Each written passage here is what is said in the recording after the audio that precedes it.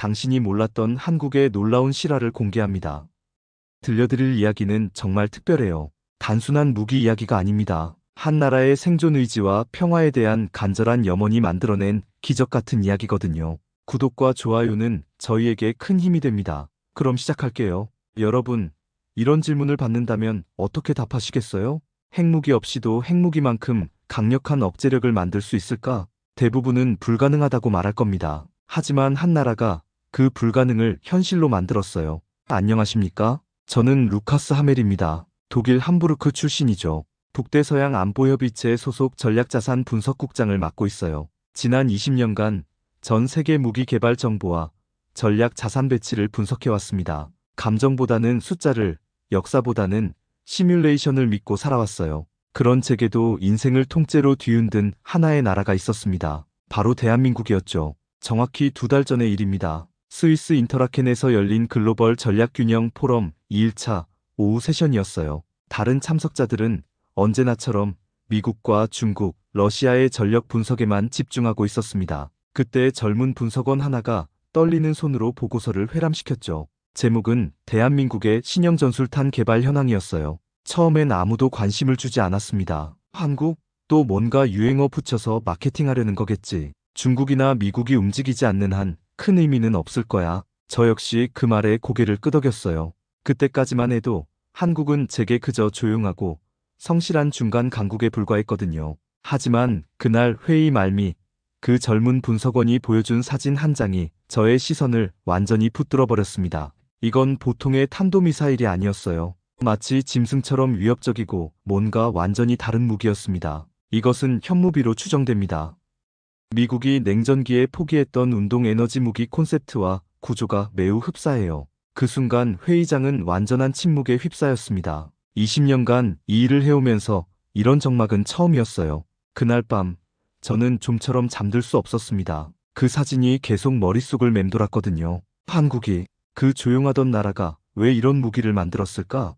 이건 핵무기가 아닙니다. 하지만 그보다도 더 무거운 질문이 제 마음을 짓누르고 있었어요. 한국은 왜 신의 망치를 만들었는가? 그 순간부터 제 모든 감각이 깨어나기 시작했습니다. 분석가로서의 직감이 말하고 있었어요. 이건 단순한 무기 개발이 아니다. 이건 생존의 선언이다. 바로 그때 저는 제 인생을 완전히 바꿀 이메일 하나를 받았습니다. 보낸 이는 정현 박사였죠. 미국 워싱턴 전략연구소의 한국계 미국인이었어요. 오래전부터 군사기술 자료를 공유하던 동료였습니다. 제목은 간단했어요. 진짜 한국을 보고 싶다면 이걸 보라. 그날 이후 저의 세계는 조용히 그러나 분명하게 무너지기 시작했습니다. 메일을 연 순간 나는 완전히 얼어붙었습니다. K 햄머 프로토콜 전문이라는 첨부 파일이 있었어요. 햄머 망치. 이 단어가 그렇게 무겁게 느껴진 건 처음이었습니다. 파일을 열자 화면 가득히 기술 도면들이 나타났어요. 관련 지형 투사도 모의 충격량 분석 결과들이 빼곡했습니다. 하지만 그 모든 숫자와 그래프보다 제 가슴을 강하게 찔러온 것은 첫 페이지. 회색 바탕 위에 쓰인 단 한 문장이었어요. 우리는 핵을 가질 수 없었다. 그래서 우리는 그보다 더 명백한 의지를 만들기로 했다. 저는 숨을 들이켰습니다. 이건 단순한 기술 문서가 아니었어요. 이건 고백이자 선언이었습니다. 미사일 하나하나의 재원, 초고밀도 금속 탄두의 구조, 무게중심이 의도적으로 뭉툭하게 설계된 이유까지 읽으면 읽을수록 제 안에서 뭔가가 뒤집히는 기분이었어요. 저는 제 서랍 깊숙이 숨겨두었던 오래된 자료를 꺼냈습니다. 냉전기 미 국방성의 신의 지팡이 계획서 초안이었죠. 당시 소련의 지하 벙커를 관통하려다 결국 포기했던 그 비현실적인 시도 말이에요. 텅스텐 로드를 우주에서 낙하시킨다는 그 개념을 지금 대한민국이 현실로 만들고 있다는 말인가? 그 순간 저는 거울을 들여다봤습니다. 제 눈빛이 흔들리고 있었어요. 그동안 수백 건의 군사전략 회의를 주재했고 수천 페이지의 위성 정보를 판독해왔지만 이런 느낌은 처음이었습니다. 혼란, 두려움, 그리고 이상한 감정 하나, 경외감이었어요. 왜 그들은 이런 무기를 만들었을까? 정현 박사의 후속 메일에는 짧은 한 문장이 적혀 있었습니다. 루카스, 당신이 진심으로 알고 싶다면 그 나라의 지도를 보십시오. 지도? 처음엔 무슨 말인지 이해할 수 없었어요. 그런데 저는 갑자기 서울의 위치를 떠올렸습니다. 북한과의 비무장지대 불과 40km 아래에 1,000만 명이 모여 사는 도심이 전방에 그대로 노출되어 있다는 사실을요. 저는 급히 도면을 열어 북한의 방사포 사정권을 겹쳐봤습니다. 그리고 멈췄어요. 그 사정권 안에 서울이, 인천이, 수원이 모두 들어있었습니다. 이건 방패가 아니라 눈앞에 놓인 칼날이구나. 갑자기 제 머릿속을 스쳐간 장면이 있었습니다. 2004년 중동전선에서 우리가 도왔던 연합군 진지의 미사일이 떨어졌을 때 굴속에서 공포에 떨던 병사 하나가 저를 붙잡고 울던 기억이 났어요. 전쟁은 인간이 만든 지옥이에요, 박사님. 저는 그 말을 잊고 있었습니다. 기술만 받고 전략만 논했거든요. 하지만 지금 저는 깨달았습니다. 대한민국은 기술이 아닌 생존을 말하고 있었다는 걸요. 그날 밤 제 안에서 무언가가 무너지고 있었습니다. 그리고 동시에 새로 세워지고 있었어요. 그건 신념의 탑이 아니라 그들이 만든 철의 다짐을 향한 저의 조용한 전율이었습니다. 사실 정현 박사와 저의 인연은 10년 전으로 거슬러 올라갑니다. 2015년 워싱턴에서 열린 동북아 안보 포럼에서였죠. 그때 그가 한 말이 아직도 생생해요. 한국은 군사적 현실주의자입니다. 우리는 이상을 논하기 전에 현실을 직시해야 하는 나라거든요. 한반도는 전쟁을 기억하는 땅입니다. 그들에게 국방은 철학이 아니에요. 생존 그 자체죠. 발표가 끝난 후 저는 그에게 다가가 물었습니다. 그럼 결국 군비 경쟁이 해답이라는 말씀인가요? 동북아가 무기로 가득 찬 화약고가 되어야 한다는 건가요? 아니요, 루카스. 우리는 경쟁하지 않습니다. 우리는 준비하는 겁니다. 침묵할 뿐, 무너지지 않기 위해서요. 그때의 저는 그 말을 진지하게 받아들이지 않았어요. 준비라는 말은 어딘가 방어적이고 패배자들이 자위용으로 쓰는 단어처럼 들렸거든요. 그날 이후로 우리는 종종 연락을 주고받았습니다. 동북아 정세 분석, 중국의 군사력 증강, 북한의 핵 개발. 하지만 저는 여전히 그의 말을 완전히 이해하지 못하고 있었어요. 한국의 방산 기술 발전을 지켜보면서도 저는 그것을 단순한 따라잡기로만 생각했습니다. 선진국 기술의 모방과 개량 정도로 말이죠. 하지만 지금 현무 시리즈와 천무 시스템의 개발 문서를 들여다보며 그의 말이 얼마나 단단한 진실이었는지를 뼈저리게 느끼고 있습니다. 이건 모방이 아니었어요. 이건 독창적인 해답이었습니다. 루카스, 당신이 본 그 문서들은 빙산의 일각에 불과해요. 한국이 지난 10년간 조용히 준비해온 것들이 얼마나 체계적이고 치밀한지 당신은 아직 절반도 모르고 있습니다. 정연, 솔직히 말해주세요. 이 모든 게 정말 실현 가능한 건가요? 이미 실현되었습니다. 문제는 실현 가능성이 아니라 세계가 이것을 받아들일 준비가 되어 있느냐는 거죠. 루카스, 서울 북부에서 비무장지대까지의 거리가 얼마인지 아세요? 40km입니다. 차로 30분 거리예요. 그 거리에 1만 4천 문의 포가 겨누어져 있어요.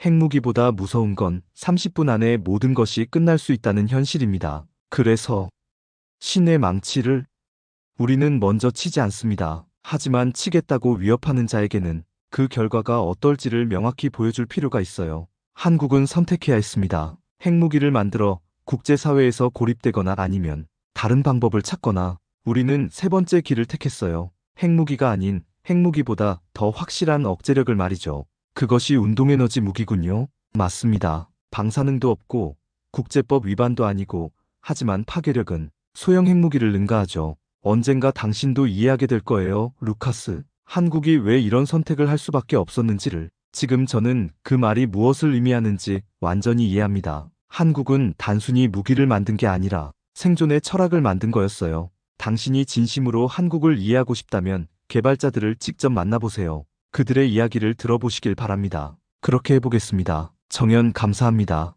정연 박사의 소개로 저는 한국의 한 연구시설을 방문할 수 있었습니다. 서울 남부 산자락 아래 고요한 보안시설이었어요. 출입문은 아무 표시도 없이 차갑고 무거웠고 입구에는 작게 적혀 있었습니다. K-무기체계 연구센터 3동. 그곳에서 나는 전설처럼 전해지던 개발자들과 마주했습니다. 안녕하세요. 저는 이하진입니다. 45세, 미사일 탄두 설계팀 리더를 맡고 있어요. 이 프로젝트, 처음엔 우리도 말이 안 된다고 했습니다. 우리가 그 기술을 그 예산으로. 그러나 누구 하나 빠지지 않고 그래도 해보자고 했죠. 시뮬레이션만 3,000번 넘게 돌렸어요. 한 번은 탄두 재질이 예상치 못한 방식으로 갈라져서 실험 장비가 통째로 날아간 적도 있었습니다. 그날 이후로 우리 팀 아무도 집에 안 갔어요. 다들 조용히 연구소 바닥에 누워 잤습니다. 침낭도 없이. 그냥 바닥에서 말이죠. 저는 김설아입니다. 추진체 연료를 담당하고 있어요. 38세예요.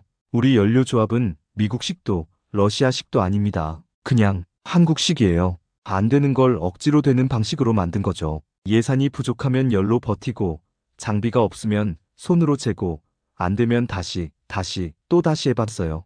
이건 전쟁을 위한 기술이 아닙니다. 평화를 위한 마지막 선택이에요. 그 누구보다 전쟁을 두려워하는 사람들이 만든 무기거든요. 그녀의 말에 나는 할 말을 잃었습니다. 무기를 만드는 사람들이 그 누구보다 전쟁을 혐오한다고 말했거든요. 그건 전장이 아니라 사무실 한편 벽에 붙은 포스트잇 하나에도 드러나 있었어요. 서울 불빛은 우리가 지켜야 할 별자리. 저는 박세훈입니다. 52세, 시스템 통합 책임자예요. 가끔 우리 애가 물어요. 아빠, 무서운 걸 왜 만들어? 그럴 땐 이렇게 대답합니다. 그게 있어야 너희가 무섭지 않게 잘할 수 있어. 아무도 우리를 지켜주지 않던 시절이 있었죠. 이젠 우리가 우리 스스로를 지켜야 할 때예요. 인터뷰 마지막에 그는 책상 서랍에서 작고 낡은 사진을 꺼냈습니다. 60년 전 전쟁 직후 서울 풍경이었어요. 무너진 건물 잔해 위에 무표정한 얼굴로 앉아있는 어린 남자아이. 이 사진 속 아이가 제 아버지입니다. 나는 더 이상 어떤 통계 자료도 어떤 전략 분석도 꺼낼 수 없었습니다. 많은 분들이 묻습니다. 왜 하필 그 무기냐고. 왜 한국은 굳이 그렇게까지 해야 했느냐고요. 하지만 그분들은 모릅니다. 서울이라는 도시는 폭 2km의 비무장지대에서 고작 40km 아래에 있다는 걸요. 전 세계에서 수도가 이렇게 전방에 가까운 나라는 없습니다. 우린 그 위험을 매일 같이 살아가고 있어요. 처음엔 저도 회의적이었습니다. 이게 과연 실현 가능한가? 우주까지 치솟아마 10 이상의 속도로 낙하하는 무기를 비핵 국가가 독자적으로 개발한다고요? 하지만 한국은 해냈습니다. 그 누구도 주목하지 않았지만 그들은 조용히 끝까지 해냈어요. 왜 이 힘든 걸 하느냐고 물었습니다. 그녀는 이렇게 말하더군요. 밤을 새워도 실패를 반복해도 괜찮아요. 우리가 만드는 건 미사일이 아니라 내 동생, 내 엄마, 내 아이들이 안심하고 잘 수 있는 시간이니까요. 그녀의 말은 단순한 기술자의 대답이 아니었습니다. 그건 국민의 안전을 수치가 아닌 심장으로 계산하는 사람의 말이었어요.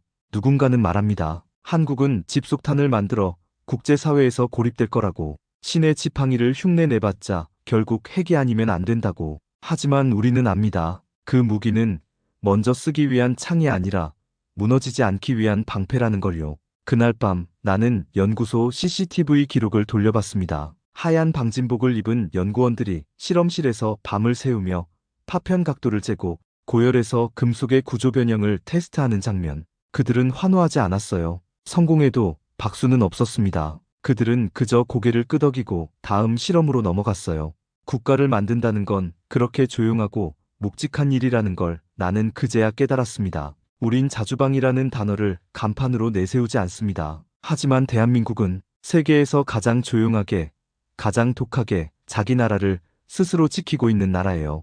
그의 마지막 말은 마치 오래전 전장에서 들었던 병사들의 한숨처럼 내 귀에 오래도록 남았습니다. 대한민국, 그들은 미래를 믿는 사람들이었어요. 그리고 나는 그날 그 믿음 앞에서 처음으로 고개를 숙였습니다. 한 장의 이미지, 몇 초짜리 짤 영상, 그것들이 때론 수십 년의 침묵보다 더 큰 진실을 드러냅니다. 지금부터는 대한민국의 신의 망치가 어떻게 세상의 시선을 단숨에 사로잡았는지, 그리고 어떤 반응이 전 세계 온라인을 뒤흔들었는지를 보여드리겠어요.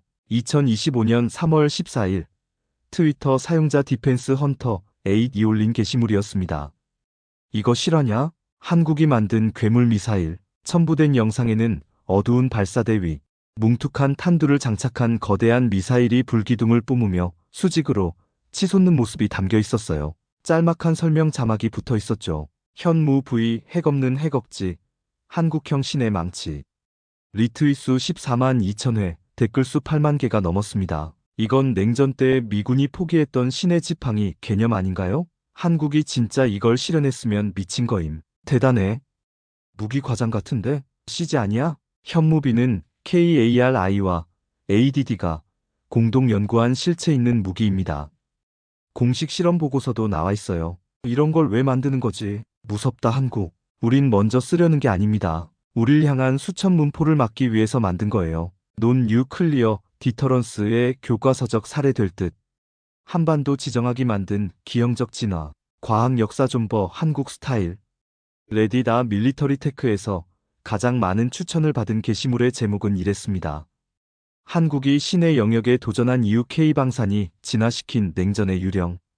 최상위 댓글은 이거였어요. I used to laugh at Korean dramas.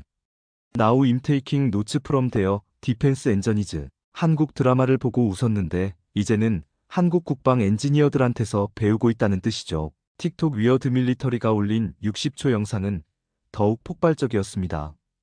첫 장면 전 세계가 금지한 무기, 한국은 왜 만들까? 두 번째 장면 DMZ 지도 위에 떠오른 서울 도심, 세 번째 장면 현무 부위 개념도, 텅스텐 탄두 설명.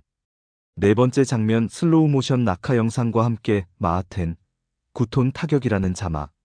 마지막 장면 그들이 만든 건 공격용 무기가 아니었다. 긴장감 넘치는 심포닉 배경음악과 함께 좋아요 210만 개를 기록했어요. 댓글들은 이랬습니다. 이게 진짜라면 핵보다 무섭다. 다시 보인다. 한국. 뉴욕타임스 더 가테머 사우스 코리아스 웨폰 오브 데스퍼레이션.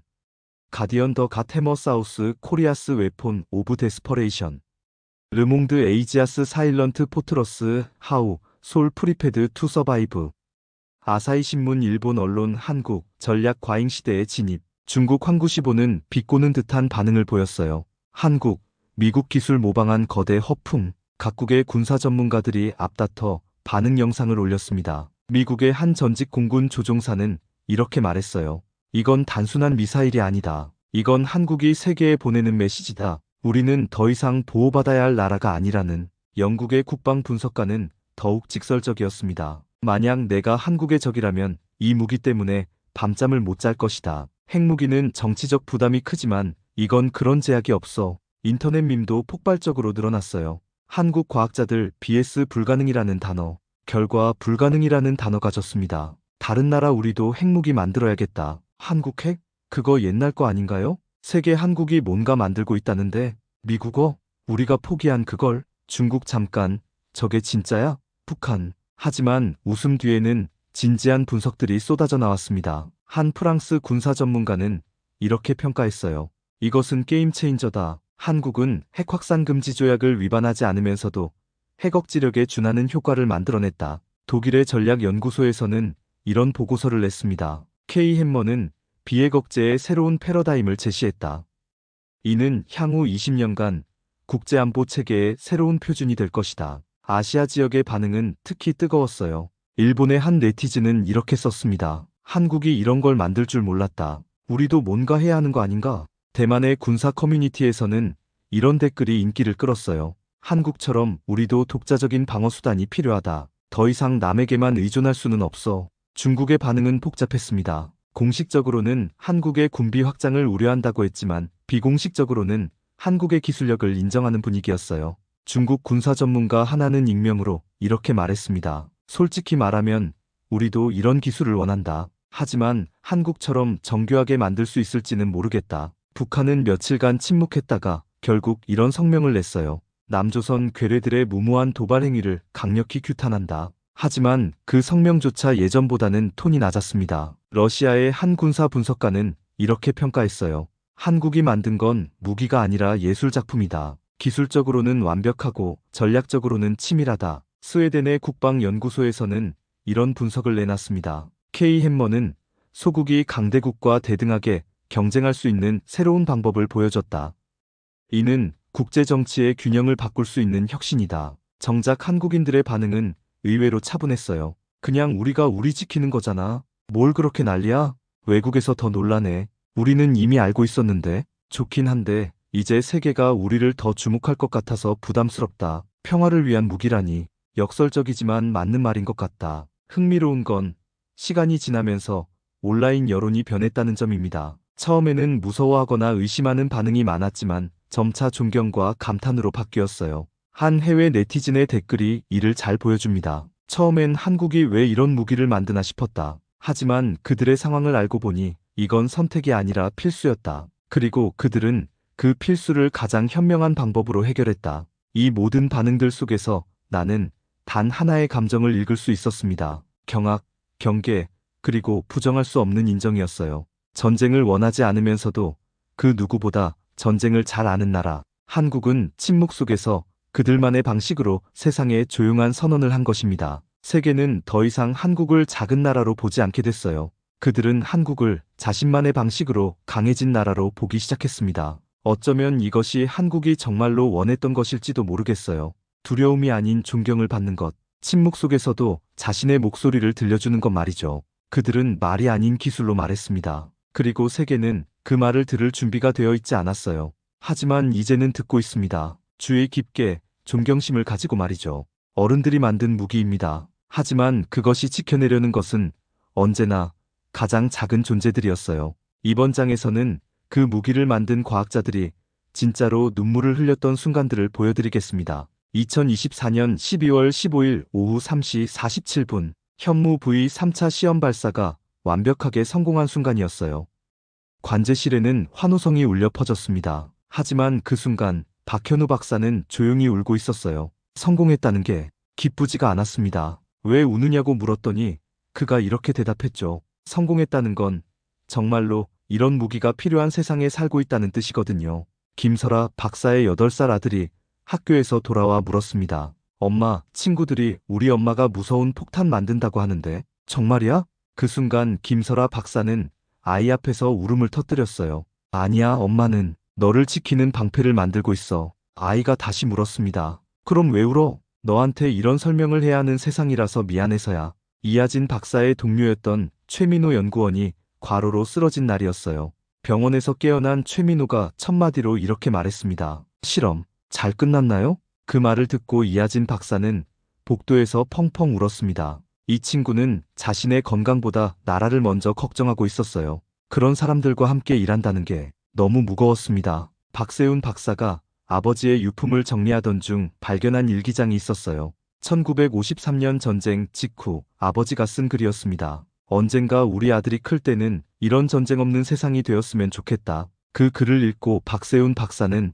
하루 종일 울었어요. 아버지의 소원을 이루려고 무기를 만드는 제 자신이 너무 아이러니했습니다. 가장 충격적이었던 건 북한 과학자로부터 온 익명의 편지였어요. 남조선 동지들에게 우리도 여러분과 같은 꿈을 꿉니다. 전쟁 없는 한반도를. 그 편지를 읽은 연구진 전체가 회의실에서 함께 울었습니다. 정현 박사가 말했어요. 우리가 만드는 무기가 언젠가는 필요 없어지는 날이 올 거라고 믿습니다. 외국 언론에서 한국을 아시아의 새로운 위협이라고 보도했을 때였어요. 한지영 박사는 그 기사를 보고 며칠간 울었습니다. 우리는 누구도 위협하려고 만든 게 아닌데 왜 사람들은 모를까요? 그때 동료들이 그녀를 위로했어요. 언젠가는 이해할 거야. 시간이 필요할 뿐이야.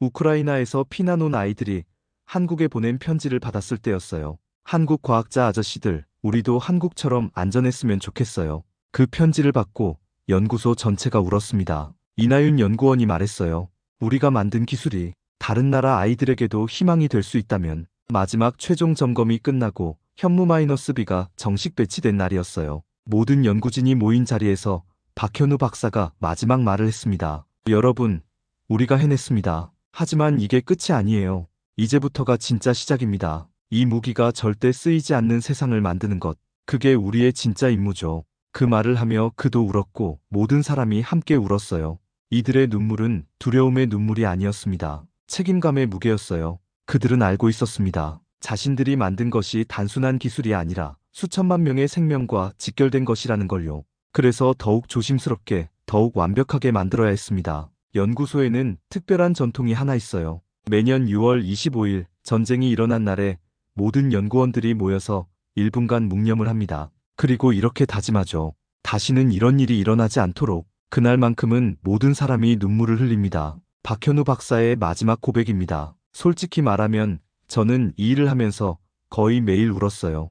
기쁠 때도 울고, 슬플 때도 울고, 무서울 때도 울었습니다. 하지만 그 눈물 덕분에 우리가 진짜 사람의 마음으로 이 무기를 만들 수 있었다고 생각해요. 그들의 눈물이 만든 것은 차가운 무기가 아니라 따뜻한 마음이 담긴 방패였습니다. 폴란드 크라쿠프 피난민 임시 보호소입니다. 이곳엔 작은 한국어 학교가 있어요. 전쟁을 피해온 아이들이 한글을 배우고 김치를 먹고 조용히 웃는 법을 배우는 곳이죠. 그날 교실 한편에서 조용히 그림을 그리던 아이를 만났습니다. 안녕하세요. 제 이름은 마렉이에요. 올해 9살이고 우크라이나에서 왔어요. 전쟁이 나서 아빠는 군인이 됐고 엄마랑 여동생이랑 여기로 왔습니다. 처음엔 많이 무서웠어요.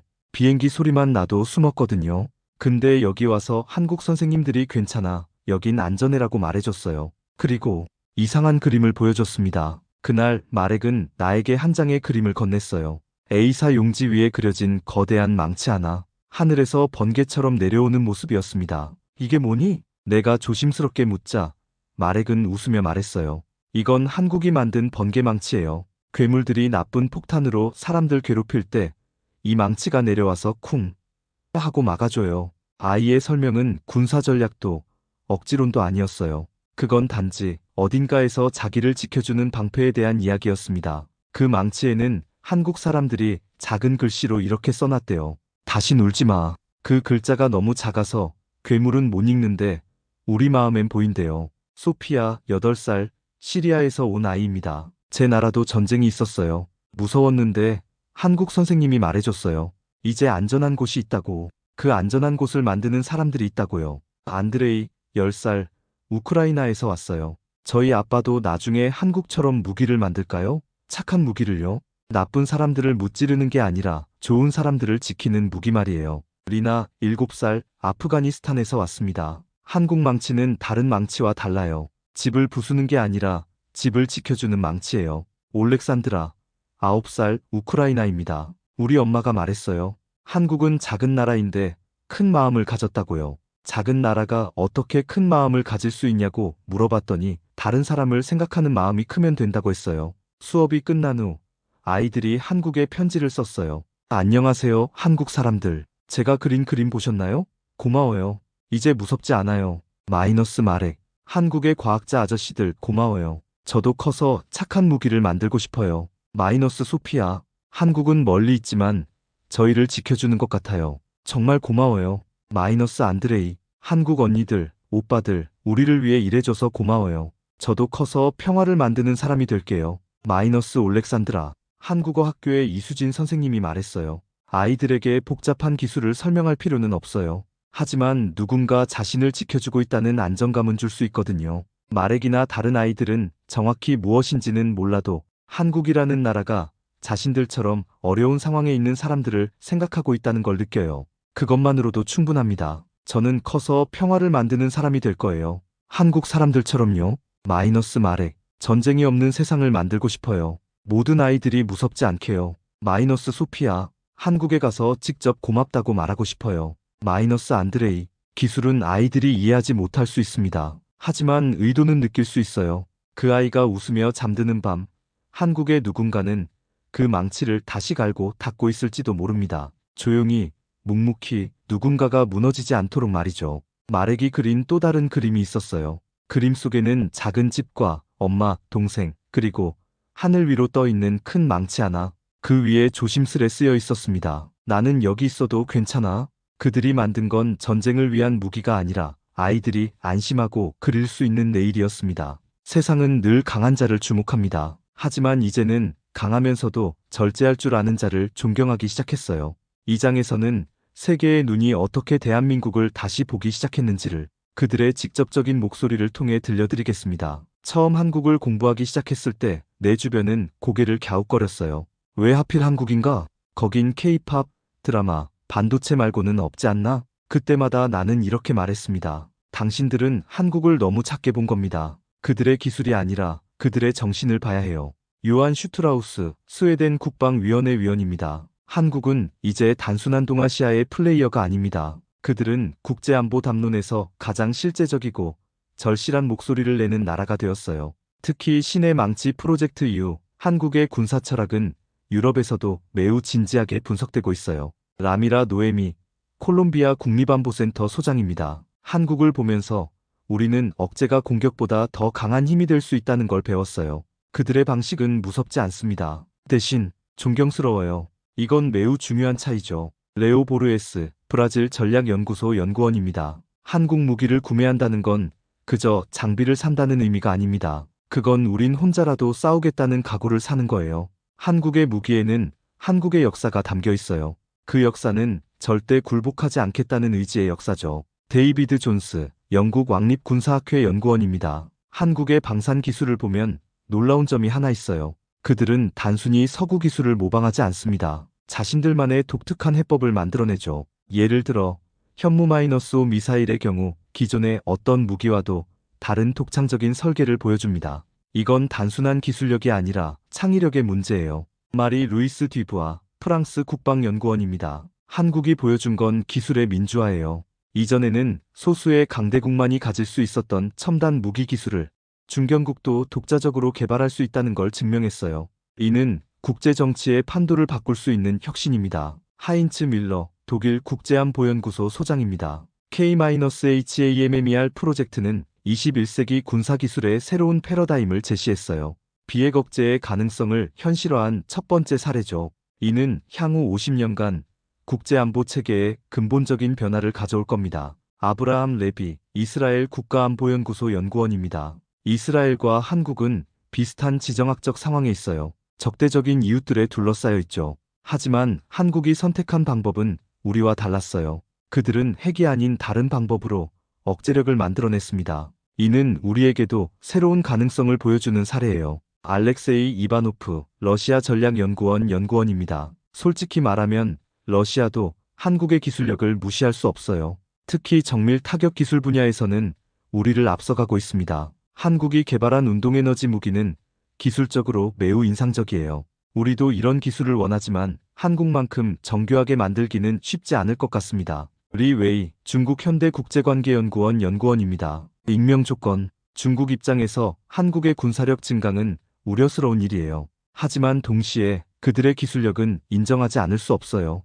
한국이 보여준 독창적인 기술 개발 능력은 중국도 배워야 할 부분이 있습니다. 다나카 히로시, 일본 방위연구소 연구원입니다. 일본과 한국은 역사적으로 복잡한 관계이지만 안보 분야에서는 협력할 부분이 많아요. 한국의 방산 기술 발전은 일본에게도 도움이 될 수 있습니다. 우리는 서로 배우며 발전할 수 있다고 생각해요. 라지 쿠마르, 인도 국방분석연구소 연구원입니다. 인도와 한국은 비슷한 도전에 직면해 있어요. 강대국들 사이에서 자신만의 길을 찾아야죠. 한국이 보여준 독자적인 기술 개발 모델은 인도에게도 좋은 참고 사례입니다. 우리도 한국처럼 독창적인 해법을 만들어낼 수 있을 겁니다. 나는 종종 묻곤 합니다. 지금 세계에서 가장 강한 나라가 어디인가? 그리고 요즘은 이렇게 답해요.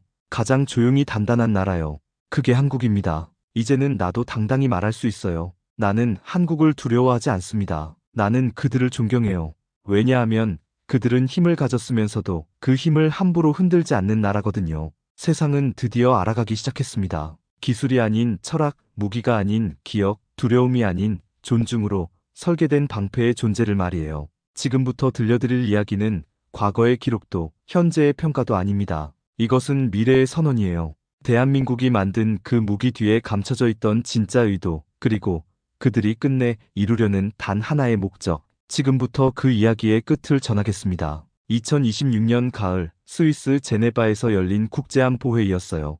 이번에는 한국이 초청연사였습니다. 정연 박사가 연단에 섰어요. 존경하는 국제사회 여러분, 대한민국은 오늘 여러분께 하나의 제안을 드리려고 합니다. 우리는 지난 5년간 신의 망치라고 불리는 무기를 개발했어요. 이 무기는 핵무기가 아닙니다. 하지만 핵무기만큼 강력한 억제력을 가지고 있어요. 그리고 가장 중요한 것은 이 무기는 방사능, 오염도, 대량 살상도 일으키지 않는다는 점입니다. 우리가 제안하는 것은 새로운 안보 패러다임이에요. 핵무기에 의존하지 않는 억제력, 대량 살상 무기가 아닌 정밀 타격 무기, 공격이 아닌 방어를 위한 무기 체계. 이것이 21세기 국제사회가 나아가야 할 방향이라고 우리는 믿습니다. 회의장은 조용했어요. 하지만 그 침묵은 처음 스위스에서 느꼈던 당황스러운 침묵과는 달랐습니다. 이번엔 경외감이 담긴 침묵이었어요. 한 프랑스 대표가 손을 들었습니다. 한국이 제시한 모델을 다른 나라들도 따를 수 있을까요? 물론입니다.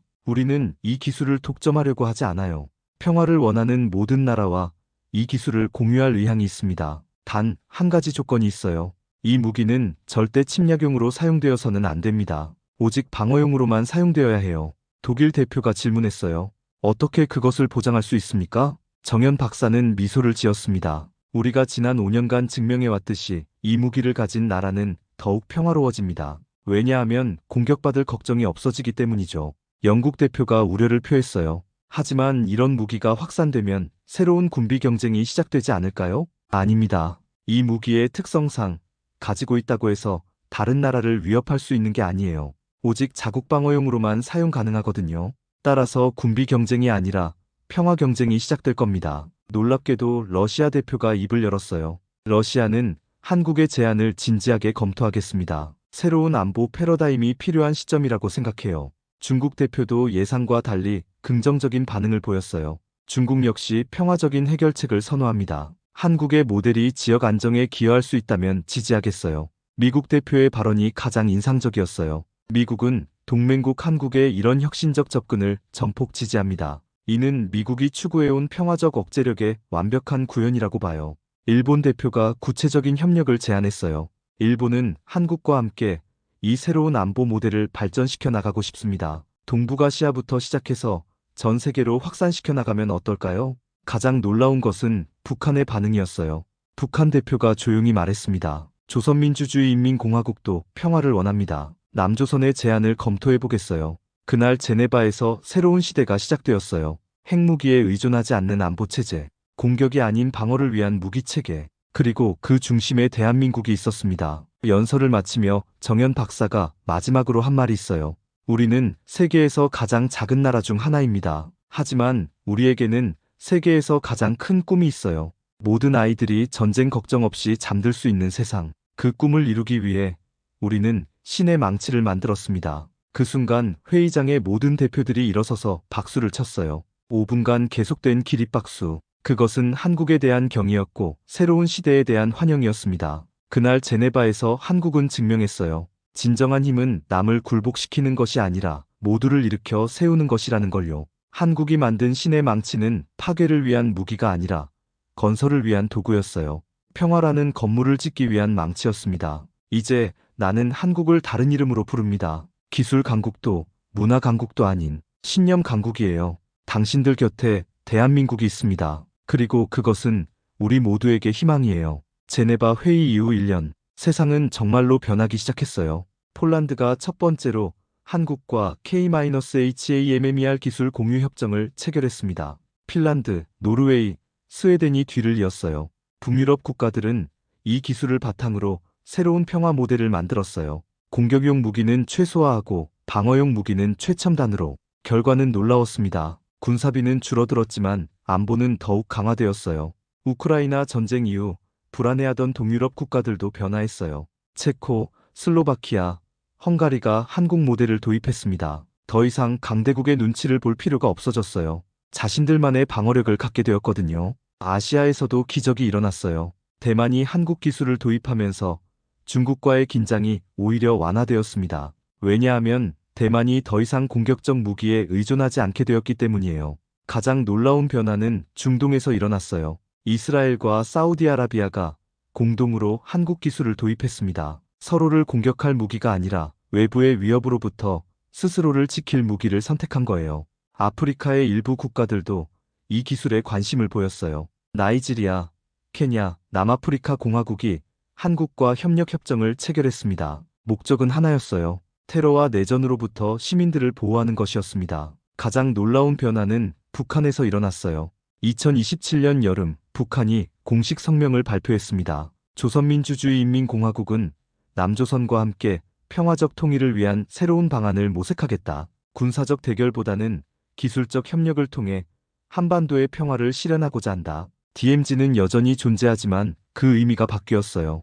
이제는 적대의 상징이 아니라 평화 기술의 실험장이 되었습니다. 남북한이 공동으로 평화 감시 시스템을 개발하고 있어요. 2027년 노벨 평화상은 대한민국 국방과학연구소 전체에게 수여되었어요. 시상식에서 노벨위원회는 이렇게 말했습니다. 대한민국은 무기로 평화를 만드는 방법을 세계에 보여주었다. 이는 인류 역사상 가장 역설적이면서도 가장 위대한 성취다. 박현우 박사가 대표로 수상 소감을 발표했어요. 이 상은 대한민국만의 것이 아닙니다. 평화를 꿈꾸는 전 세계 모든 사람들의 것이에요. 우리는 앞으로도 계속해서 평화를 위한 기술을 만들어 나가겠습니다. 모든 아이들이 안심하고 잠들 수 있는 그날까지요.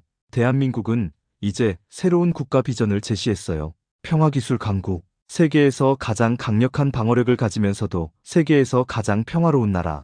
이것이 대한민국이 꿈꾸는 미래입니다. 놀라운 통계가 있어요. 글로벌 평화 지수가 5년 연속 상승하고 있습니다. 무력 충돌은 70% 감소했어요. 군사비 지출은 전 세계적으로 30% 줄어들었습니다. 그 대신 교육과 의료, 환경 분야 투자가 급증했어요. 저는 지금 스위스 제네바에 있어요. 5년 전 처음 신의 망치에 대해 알게 된 바로 그 장소에서요. 그때의 충격과 혼란이 이제는 감사와 경외로 바뀌었습니다. 지켜낸 자에게 세상은 더 이상 질문하지 않아요.